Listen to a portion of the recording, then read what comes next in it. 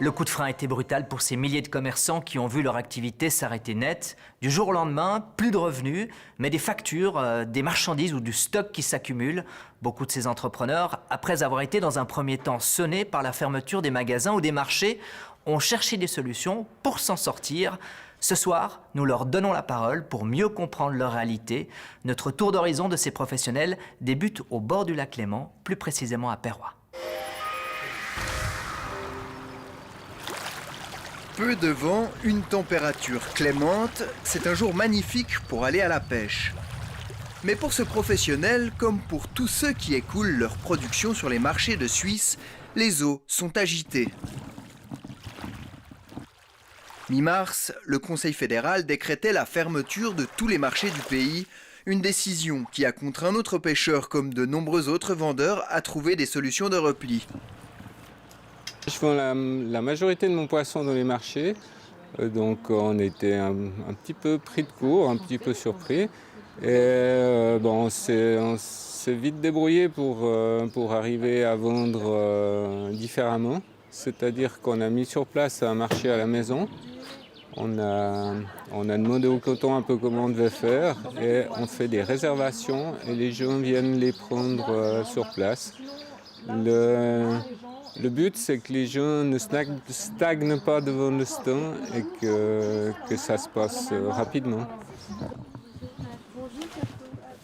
Je pense qu'elles sont ensemble. Pierre-Yvon Chevalier a dû informer les autorités de cette nouvelle activité. Ils nous ont demandé d'avoir un marché extérieur, comme ça, d'ouvrir notre camion à l'extérieur et de faire ça sur commande. Et si possible, sous échange d'argent. Ah, ok. Puis du coup, ça, on paye tout là, et puis ça, là, vous avez mis tous les bulletins de versement. Oui. Ok, merci. Donc on a Twint, on a des bulletins de versement. Ça se passe de la manière la plus sécuritaire possible. Quentin Weidely, lui, est dans les fleurs. Son exploitation, basée en campagne genevoise, emploie 6 personnes. À cette période de l'année, c'est normalement la vente des tulipes qui assure les salaires actuels et rembourse ceux de l'hiver passé. C'est très joli, malheureusement. Ça, c'est toutes les tulipes qu'on aurait dû récolter et puis qu'on a simplement regardé fleurir au moment où on nous a coupé les marchés. Heureusement, on a fait la publicité sur Internet, sur Facebook, et les gens étaient là, les gens ont eu besoin de fleurs. Je pense que tous les commerces se sont fermés et nous, on a pu répondre à l'offre en fait, par correspondance parce qu'on avait la marchandise, on était en plein début de récolte. Celui-là, là. Parce que du coup, Madame Perel doit te payer. Ça, j'ai plus d'argent. Madame Perel doit payer.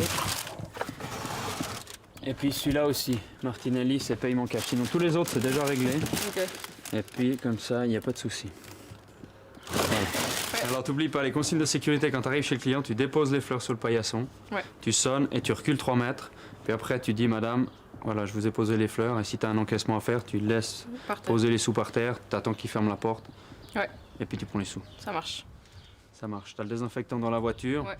N'oublie pas, un coup avant, un coup après. Aujourd'hui, pour nous, c'est un nouveau commerce. On a dû se réorganiser, prendre des commandes, assurer les livraisons. Et pour nous, c'est encore un peu le défi, c'est d'arriver à organiser tout ça. Je pense que c'est faisable, mais voilà, avec tous les frais que ça peut comporter, on verra. Pour l'instant, vraiment, on vend nos fleurs, on est content. Ça, c'est une commande, ça qu'on a. C'est une commande qu'on a reçue par Internet, qui va à Verrier, qui sera livrée tout à l'heure, si on arrive encore, mardi. Voilà, elle voulait quelque chose de coloré. Donc, on l'emballe. On a une grosse clientèle du marché qui nous a retrouvés, mais il y a vraiment des gens qui viennent de tous les coins de Genève et qui nous ont trouvés, je pense, je sais pas. Non, vraiment, c'est incroyable. C'est une gamme de gens, de jeunes, de personnes âgées.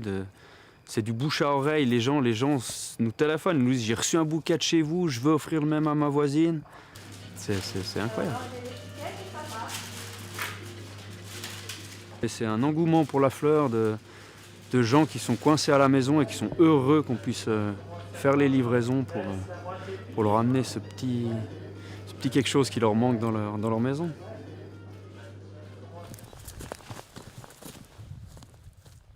Gilles Roch, lui, est maraîcher à Ballan, au pied du Jura vaudois.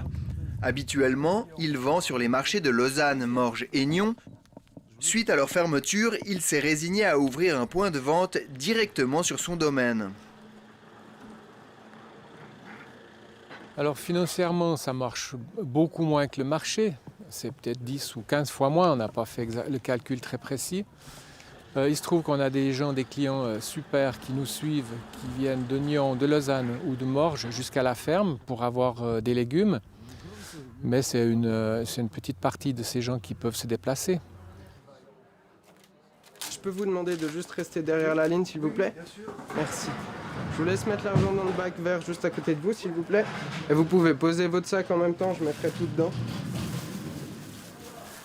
En l'absence des marchés pour écouler sa production, il a été contraint d'en vendre une partie à des grossistes, à un prix bien moindre.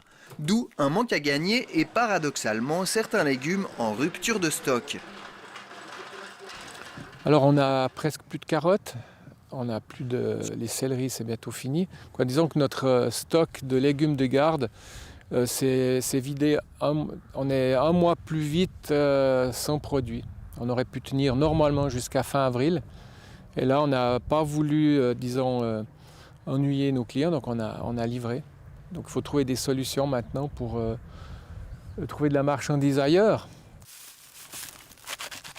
Pour l'instant, ce manque à gagner ne se répercute pas sur ses 20 employés. Par contre, il se passe de la trentaine de jeunes, principalement des étudiants, qu'il emploie pour vendre sur les marchés. Grâce à sa camionnette magasin, Claude Yvon Chevalier écoule toute sa pêche de cette manière. Mais il sait qu'il faudra être imaginatif pour la suite. Merci beaucoup, courage. À bientôt. Ces temps, la pêche n'a pas été très bonne, donc ça a été écoulé. Mais quand la pêche sera meilleure, je pense qu'on devra un petit peu congeler ou trouver encore d'autres solutions. Dans l'urgence, Quentin Weidely a pu compter sur la famille et les amis venus lui prêter main forte pour les livraisons et la facturation. Mais cette solution n'est que temporaire. Bon, il va falloir emprunter de l'argent pour passer cette période. Mais la suite est là, les plantes sont en croissance. On a quand même les pivoines qui arrivent dans peut-être 3 semaines, 2 semaines, 3 semaines. Ça, c'est un gros poste chez nous. Donc, on y va avec confiance, quoi. Si les clients sont toujours là. Je pense que les gens prendront plus conscience qu'il y a une production locale et qu'il faut s'en occuper, quoi. Il faut la privilégier. Reste que, comme beaucoup de producteurs locaux aimeraient le croire, cette période de crise est peut-être le début d'un changement durable de nos habitudes de consommation. L'interdiction des marchés alimentaires en plein air est toujours de vigueur en Suisse, du moins pour l'instant, mais la ville de La Chaux-de-Fonds a décidé de contourner cette mesure en proposant des espaces pour les stands qui avaient l'habitude de vendre de la nourriture sur les marchés. Plus de marché pour l'instant, vous rajoutez une certaine appréhension à faire ses courses en grande surface et vous obtenez une explosion de la demande pour les produits locaux. Alors en cette période de confinement, la bonne nouvelle c'est qu'on apprend à vivre et à consommer différemment. Mais que se passera-t-il lorsque la vie sera redevenue normale? Est-ce qu'on va tout oublier et revenir à zéro, tout simplement? Pour notre blogueuse Leila Rolly, une seule réponse, surtout pas.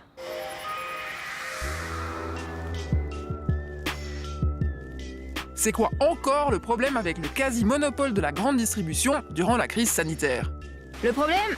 Il n'y en a pas qu'un. Mais aujourd'hui, on ne parlera ni du personnel de vente durement éprouvé par cette situation inédite, ni des Illuminati qui ont probablement tout orchestré pour faire grimper les ventes de papier toilette. On va parler emploi. Oh, on sait déjà que le coronavirus a des répercussions économiques dramatiques. Exact, mais on peut limiter les dégâts. Je t'explique. Bien avant le Pangolin Gate, les commerces indépendants et petites fermes souffraient déjà de la concurrence de la grande distribution, car contrairement aux apparences, les géants de la vente sont de vrais tueurs d'emplois. Et je te parle pas ici de l'automatisation des caisses. Mais les supermarchés ne sont-ils pas les plus grands employeurs du pays? C'est pas aussi simple. D'après l'économiste Christian Jacquiot, un emploi créé dans la grande distribution, c'est 3 à 5 qui disparaissent ailleurs. En Suisse, 75 boulangeries mettent la clé sous la porte chaque année parce qu'on achète nos baguettes au supermarché. En 1996, on comptait près de 80 000 fermes contre 50 000 en 2018. Le seul moyen de supporter les prix imposés par la grande distribution, c'est d'avoir des giga-exploitations. Du coup, beaucoup de petites structures en difficulté ont été rachetées par des plus grandes. Et c'est pareil pour tous les secteurs. Les petits commerces spécialisés peinent à rivaliser contre la toute-puissance de la grande distribution et de son marketing bien huilé. Ok, je veux bien changer de crèmerie, mais c'est plus cher, non? Rassure-toi, tout n'est pas plus cher chez les petits commerçants, au contraire. L'idée, c'est d'équilibrer son budget en consommant moins, mais mieux et le plus local possible. Ne vaut-il pas mieux payer un poil plus lorsqu'on sait exactement à qui va notre argent? Il y a une dimension quasi karmique à acheter chez les indépendants. D'après une étude américaine, chaque tranche de 100 $ dépensée dans un magasin local génère 60% d'activité économique locale de plus que 100 $ dépensés dans une grande chaîne de magasins. En Suisse, ça doit pas être bien différent. Les petits commerces indépendants emploient environ 4 fois plus de personnel que la grande distribution pour une surface de vente identique. Plus d'emplois, c'est moins de personnes à charge de l'État, plus de revenus et plus de pouvoir d'achat, et donc un meilleur espoir de reprise après la crise. Et promis, on peut tout à fait se serrer les coudes tout en respectant la distanciation sociale. Avec la douceur printanière, vous aviez peut-être prévu d'aller acheter des semences, des graines ou des plantons pour gratter la terre et faire un joli jardin. Eh bien, c'est possible, mais uniquement si vous les commandez au préalable par Internet ou par téléphone et que vous les retirez vous-même en magasin. Le Conseil fédéral ne les considère pas comme des biens de première nécessité et les interdit toujours en vente libre, ce qui provoque la grogne des garden centers, dont certains se sont déjà réorganisés pour vendre. Un reportage de Marco Delamoula à Neuville. Ce Garden Center est fermé sur ordre de la Confédération depuis près de 3 semaines maintenant. À l'extérieur donc, tout est logiquement calme. À l'intérieur, en revanche, il y a comme une certaine agitation. Alors, nous sommes fermés, mais nous faisons un système de livraison où on vous prépare votre commande et vous venez la chercher. Alors, une fois ciboulette, une fois sauge. Une bonne journée, au revoir. Merci. Là, ça c'est bon. Chaque matin ouvrable, cette horticultrice s'improvise téléphoniste. Et elle ne chôme pas. Ça commence depuis 9h et une toutes les 5 minutes. Ça n'arrête pas, ça n'arrête pas, ça n'arrête pas. Là, ça s'est calmé un petit peu, heureusement. Ils ont envie de planter. Ils ont envie de faire le jardin, comme ils sont confinés à la maison.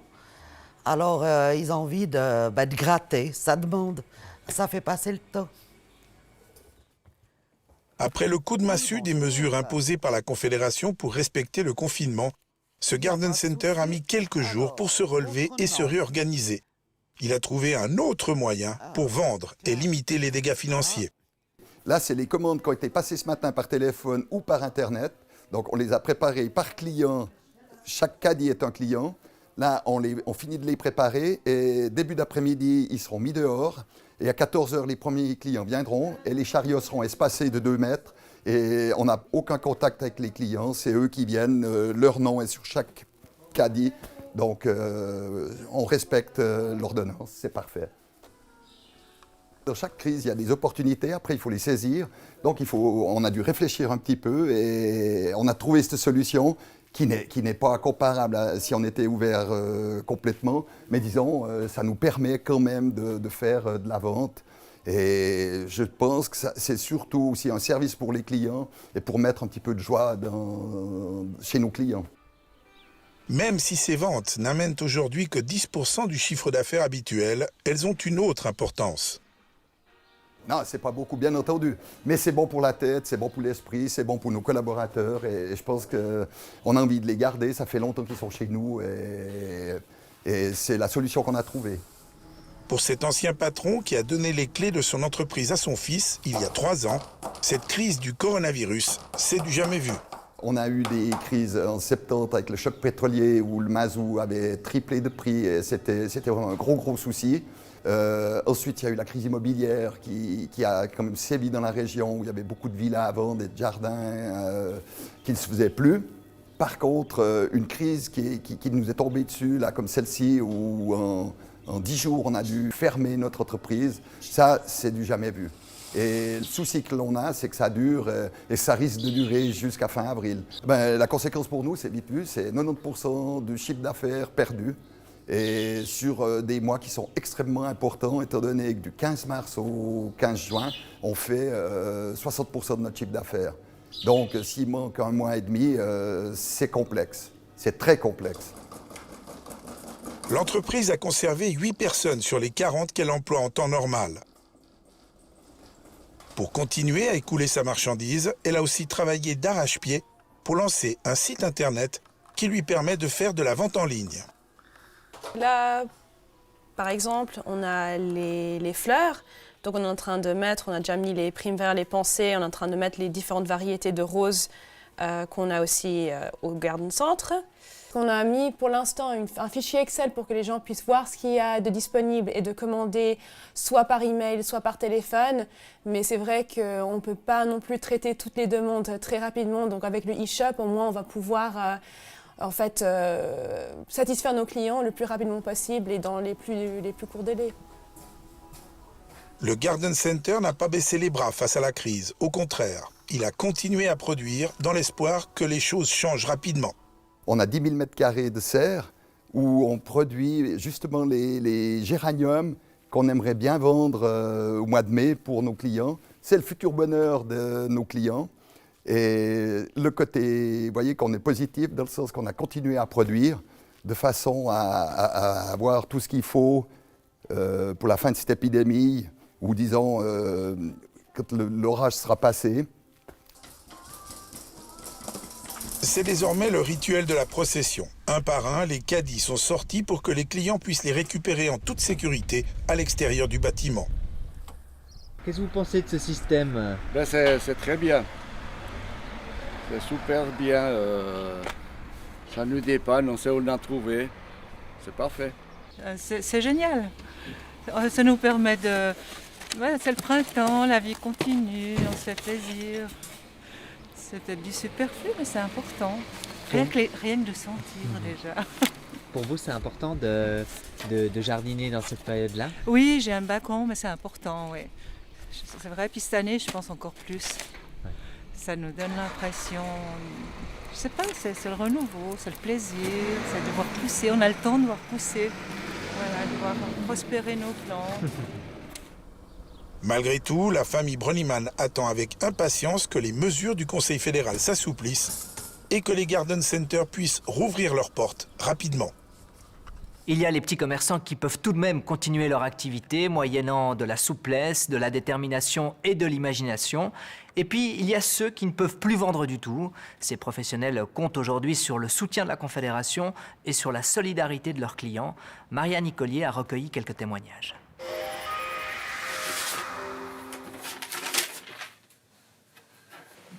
Ce magasin de disques genevois est bien sûr aussi fermé.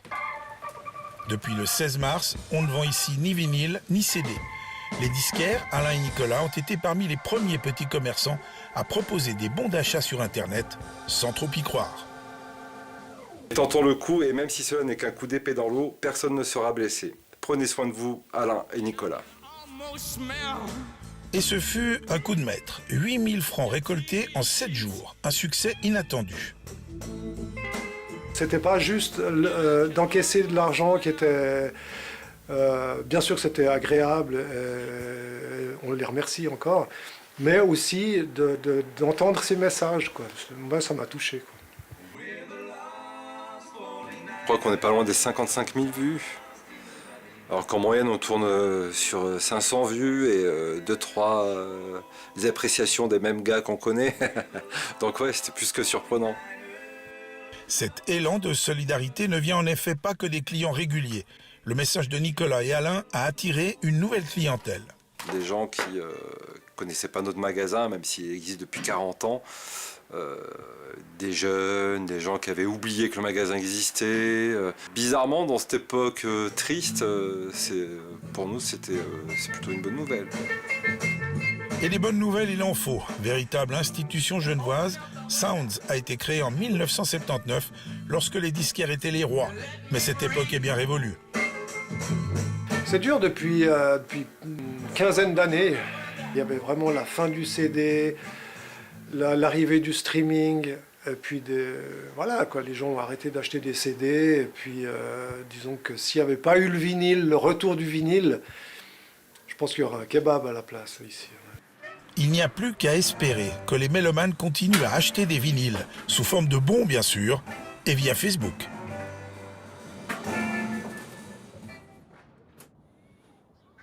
Neuchâtel ne fait pas exception. Les rues commerçantes sont vides. Elivania et Martine sont toutes deux indépendantes. Elles partagent un espace de coworking pour leurs activités d'esthéticienne et de coiffeuse. C'est ça, ouais. On se fait des bisous de loin. Pour moi, la plus grande inquiétude, c'était d'abord d'expliquer à mes clients.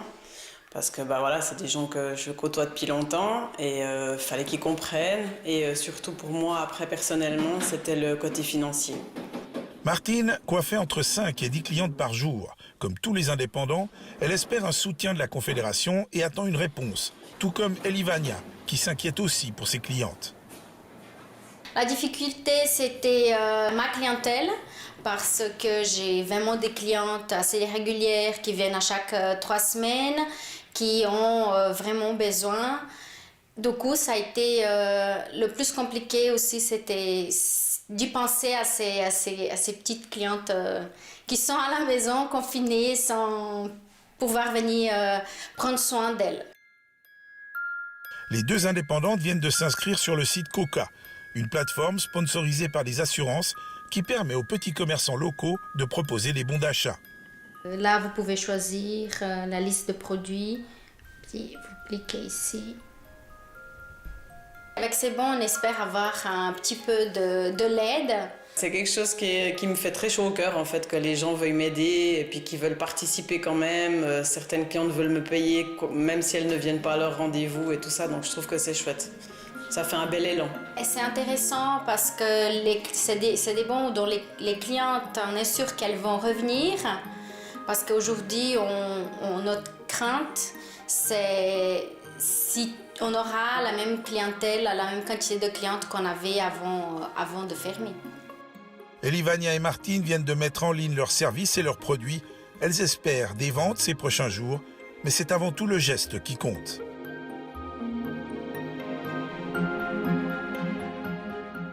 Après Genève et Neuchâtel, je vous propose de partir en Valais, plus précisément à Montet. Ce magasin est l'un des emblèmes de la vie commerciale de Montet. Depuis plus de 20 ans, il est le lieu incontournable des skieurs, freeriders ou autres sportifs branchés de la région. Alors après avoir vécu une des meilleures saisons d'hiver depuis bien longtemps, lorsque l'enseigne se retrouve obligée de fermer boutique en 24 heures, c'est un peu le choc. Je suis complètement en phase avec le fait qu'il faut absolument rester confiné, qu'il faut absolument éradiquer ce virus. Mais c'est vrai que du jour au lendemain, j'ai plus de rentrée dans mon activité, plus de rentrée financière. Donc moi, j'étais vraiment en phase en stock plein pour accueillir les clients. Justement, c'était une année patrouille, c'était une année avec un énorme enthousiasme autour du ski de randonnée. Donc ça c'est notre réalité. Ça, c'est qui dit matériel dit facture. La difficulté pour ces commerces, c'est qu'il leur est impossible d'organiser des ventes ponctuelles à l'extérieur du magasin. Alors on a complètement l'interdiction de le faire. Zéro possibilité de vendre. Je ne peux pas prendre même des rendez-vous avec un client. Le magasin doit être fermé. Et même vendre sur Internet ou via les réseaux sociaux, c'est compliqué. Vendre, ça implique de livrer. Vendre, ça implique un contact. Alors oui, on a un site de vente qui fonctionne normalement toute l'année sur du matériel technique. C'est un petit peu compliqué. Donc, on ne vend pas. Moi, mon chiffre d'affaires, il s'est stoppé. Alors, pour survivre et payer une partie de ses factures, l'entrepreneur a pu compter sur une chaîne de solidarité emmenée par des fidèles clients du magasin. Mes clients, la plupart de mes clients sont devenus très proches, des amis. Et il y a un élan où des gens m'ont demandé s'ils pouvaient avoir un bonus, un bon, acheter des bons en prévision de la réouverture. Le terme bon de solidarité est sorti comme ça dans des échanges d'emails. Et puis on a reçu des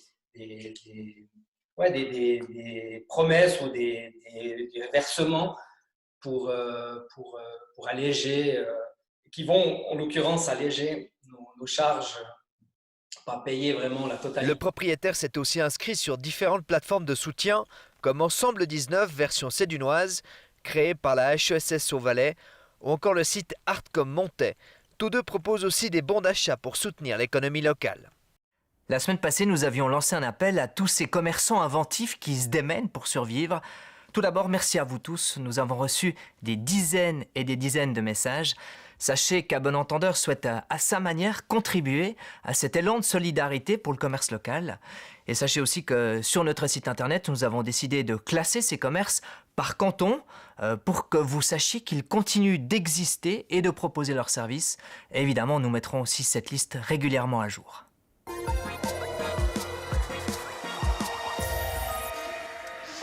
Avec l'arrivée du coronavirus, il y a beaucoup de choses qui se sont arrêtées brutalement et puis il y en a d'autres qui ont continué à courir, un peu insidieusement parfois. C'est le cas des abonnements à l'année que vous avez tous contractés. Alors qu'en est-il de notre abonnement de transport public, de fitness ou encore de théâtre? Et surtout, que peut-on faire aujourd'hui? Stéphane Fontanet, bonsoir. Bonsoir François. Alors avec tous nos recherchistes, vous avez fait un sondage dans 3 domaines où l'abonnement est roi, les sports, la culture et le transport.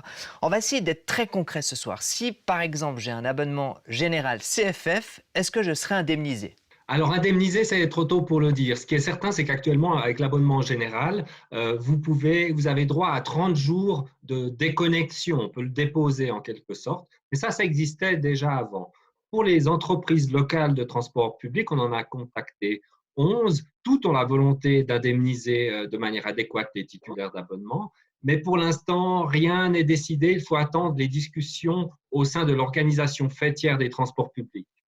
Alors ça, c'est pour les transports. Maintenant, pour les abonnements de fitness, les recherchistes ont fait la tournée des cantons romans pour savoir comment les fitness géraient l'arrêt de cette activité.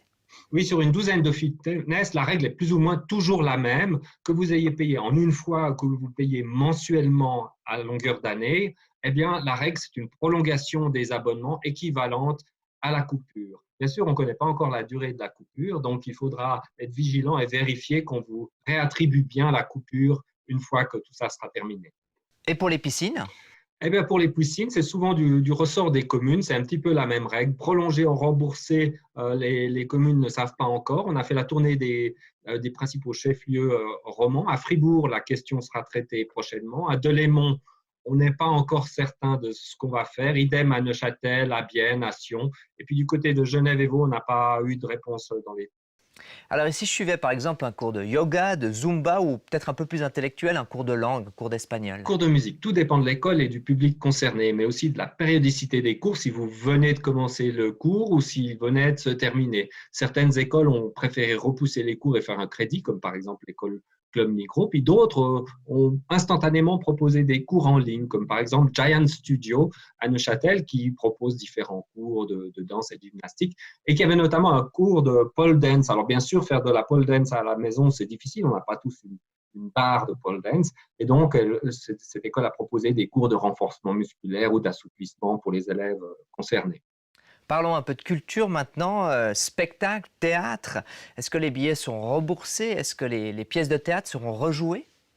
Alors, toutes les structures sont logées à la même enseigne. On ne connaît pas les dates de reprise. On ne sait pas encore si on pourra reprogrammer les spectacles.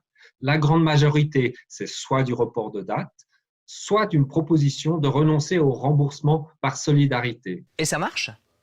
Oui, le public joue le jeu et est plutôt compréhensif avec le milieu culturel. C'est d'ailleurs le cas dans tous les domaines, on pourrait dire. On notera quand même que dans notre petit sondage, c'est le Grand Théâtre à Genève qui a reçu le plus de demandes de remboursement, une 70aine au total. Il faut dire que c'est une grande structure. Alors, il ne nous reste plus grand-chose pour se divertir. Peut-être le foot, encore ? Pas sûr que Samax, Servette, Sion et Lausanne Sport nous ont répondu que les clubs sont dans l'attente de la décision de la Swiss Football League. Ils ne savent pas si le championnat ira à son terme, donc les abonnements sont toujours valables aujourd'hui. Wait and see.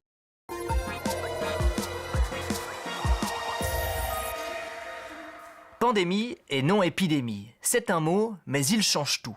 Beaucoup de Suisses étaient couverts pour l'épidémie, très peu pour la pandémie. De nombreux téléspectateurs fâchés nous ont contactés, parmi eux une famille dont les frais d'annulation de voyage n'étaient pas pris en charge et un patron de bar à Lausanne qui venait d'ouvrir son établissement fin février avant de devoir le fermer quelques jours plus tard. C'est un reportage de Michael Dirani et Linda Bourget. Le Japon, c'est la destination de rêve de la famille Bronia. Conquis par un premier voyage en 2018, Ils achètent des billets pour y retourner ce mois d'avril, mais à cause du coronavirus, leurs vols sont annulés. Nous décidons donc de prendre contact avec l'Allianz, qui est notre compagnie assurance frais d'annulation, afin de demander le remboursement de notre voyage. Et là, surprise, Allianz, lors d'un entretien téléphonique du 16 mars 2020, nous informe que, conformément à ses conditions générales, elle prend en charge uniquement les cas d'épidémie et non de pandémie. Et que, depuis l'annonce de l'OMS le 11 mars 2020, qualifiant la situation actuelle de pandémie, eh bien, l'Allianz n'entrait pas en matière sur notre demande. Donc, chez Allianz, les annulations sont couvertes en cas d'épidémie, mais pas de pandémie.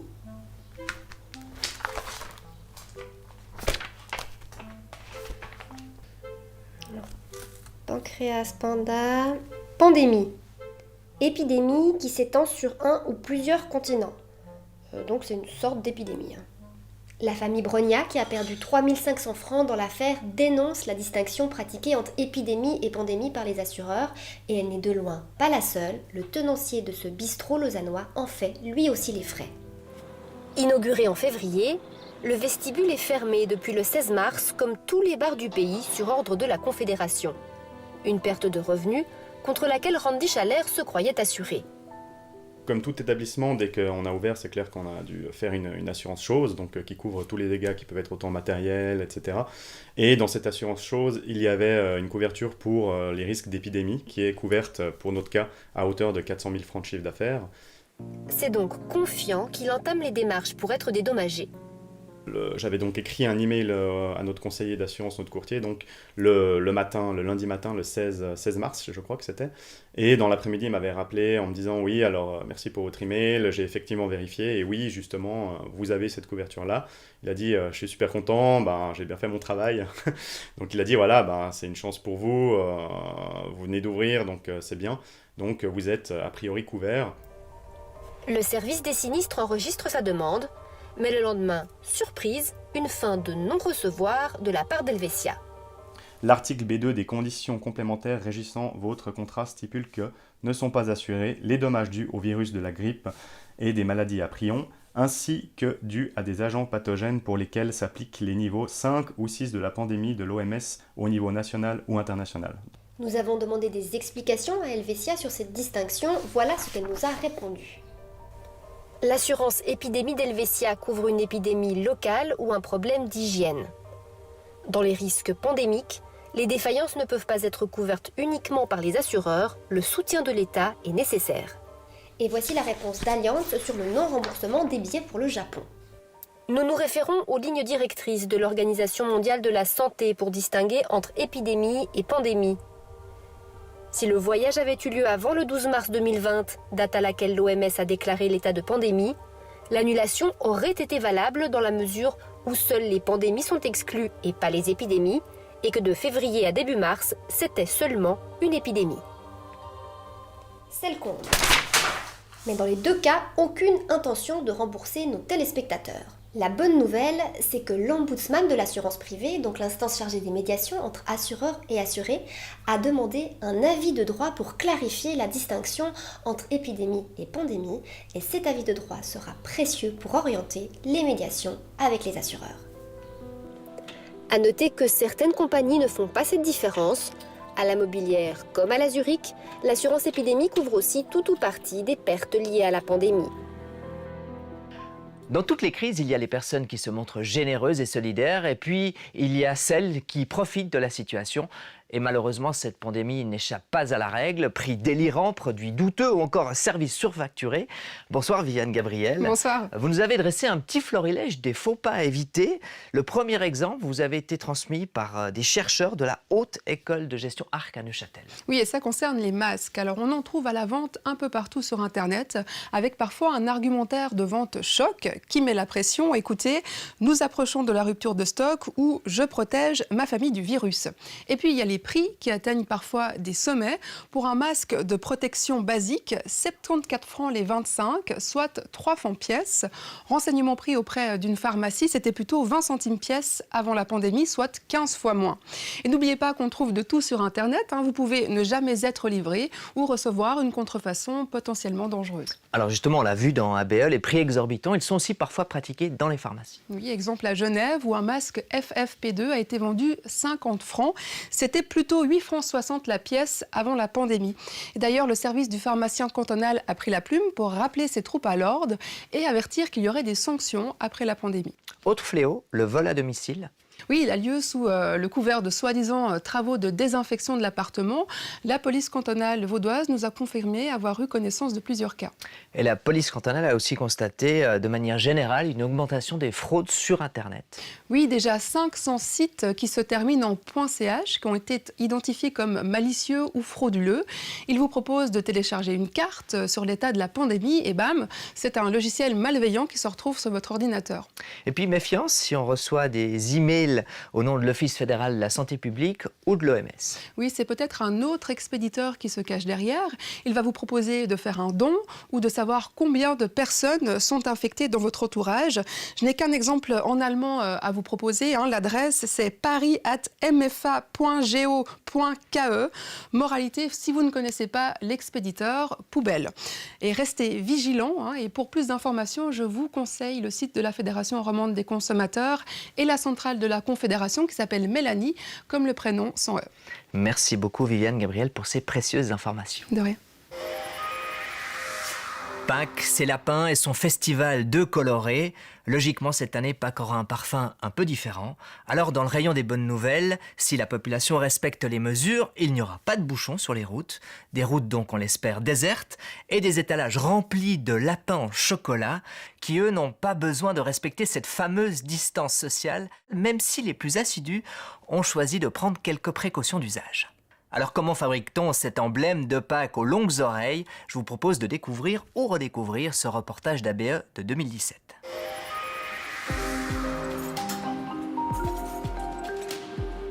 18 000 lapins nés sur 100 mètres carrés.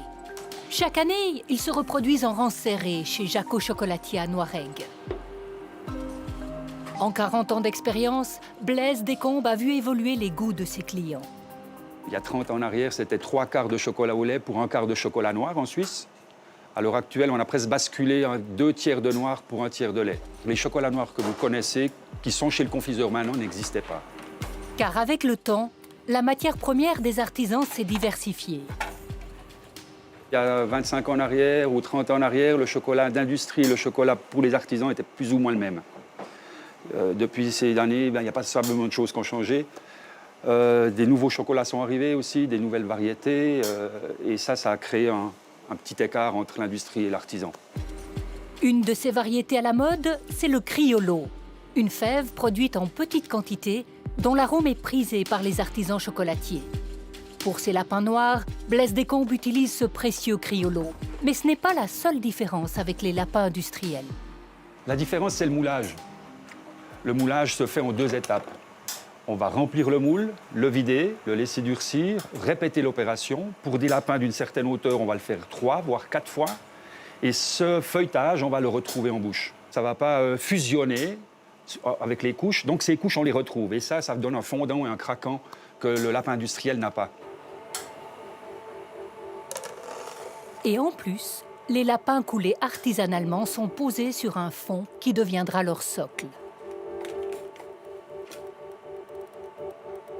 Le chocolat de Blaise Descombes, c'est d'abord du cacao, du beurre de cacao et du sucre, commandé chez un grossiste en pastilles ou en bloc.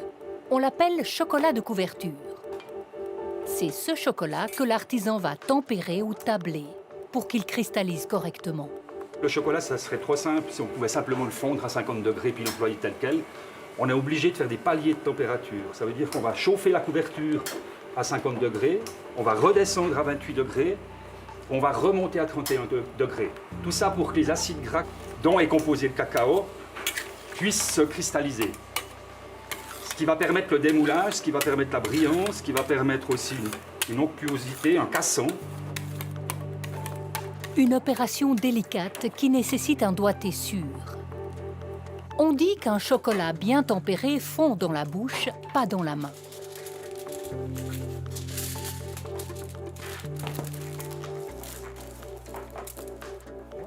En 30 ans de maison, le maître chocolatier a fait des moules personnalisés, sa spécialité. Vous faites des patins à glace en chocolat? Des patins à glace, des fromages, des voitures, des masques, tout est possible. Et des moules coquins, vous en avez? On en a eu des moules coquins. Oui, oui, j'en ai encore. J'ose pas vous les sortir, mais on est à la saison de Pâques. C'est vrai que j'ai 2-3 petits moules coquins avec des lapins qui sont pas tristes, disons. Un marché de niche qui s'adresse aux sociétés locales comme aux entreprises. Sans oublier les particuliers. C'est le secret de la survie de cet artisan chocolatier isolé dans le Val de Travers. Plus près des centres urbains, Favarger fait son chocolat versois de A à Z. Et ici, le chocolat naît d'une fève. Une fève qu'on va tester avant d'en commander par sac de 10 tonnes. Voilà, ça c'est la couleur idéale. Je ne pas en brun trop foncé, sinon ça serait trop fermenté. Une dizaine de violettes. On va bien vérifier, surtout ce qui est important, voir s'il y a des moisis, des insectes, des traces d'insectes. Donc voilà les cacaos, les 4 échantillons qu'on a reçus hier. Après le test visuel, les experts vont goûter les fèves, réduites en pâte de cacao et mélangées à du sucre.